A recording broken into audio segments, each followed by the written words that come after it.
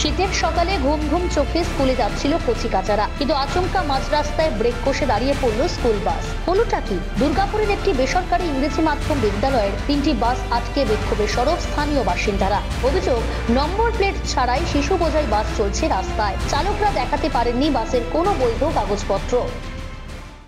সেই গাড়ির কোনো পেপারস আছে কিনা, যদি পেপারস থাকতো তাহলে গাড়ির নাম্বারটা থাকতো, এবং উইদাউট নাম্বারে গাড়ি কিভাবে চলছে। আমার মনে হয় ভগবান না করুক একটা যদি অ্যাক্সিডেন্ট হয়ে যায়, এটা কোনো ইন্স্যুরেন্স কোম্পানিতে ক্লেম করতে পারবে না।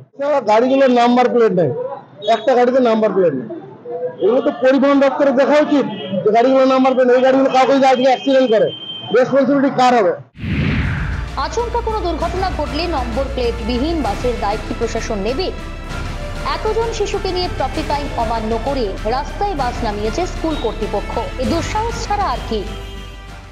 স্কুলে বলা হয়েছে, নাম্বার দিতে বলেছে, ঠিক আছে, নাম্বার কাগজপত্র আছে, গাড়িগুলো অফিসে রাখা আছে, অফিসে রাখা আছে কাগজপত্র। আপনারা গাড়ি চালাচ্ছেন, আপনারা বলেননি? বলেছি, কি বলছেন? বলেছি এবং অনেকবার বলছি নম্বর লেখান, আমাদেরকে বলে প্রশাসন থেকে বলে ঠিক আছে লেখাবে, লেখাচ্ছি। উত্তরে কর্তৃপক্ষের সাফাই, বাসের অনলাইন রেজিস্ট্রেশন করানো আছে। মণিপুর থেকে সদ্য বাস আনা হয়েছে, তাই কলকাতা থেকে নম্বর প্লেট আনাতে সময় লাগছে।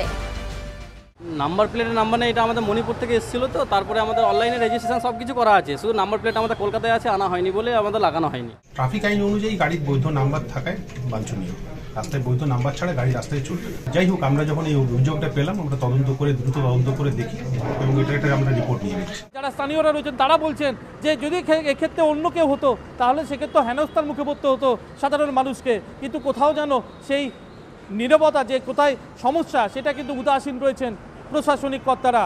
দুর্গাপুর থেকে রাজেশ সেনগুপ্ত, ক্যালকাটা নিউজ।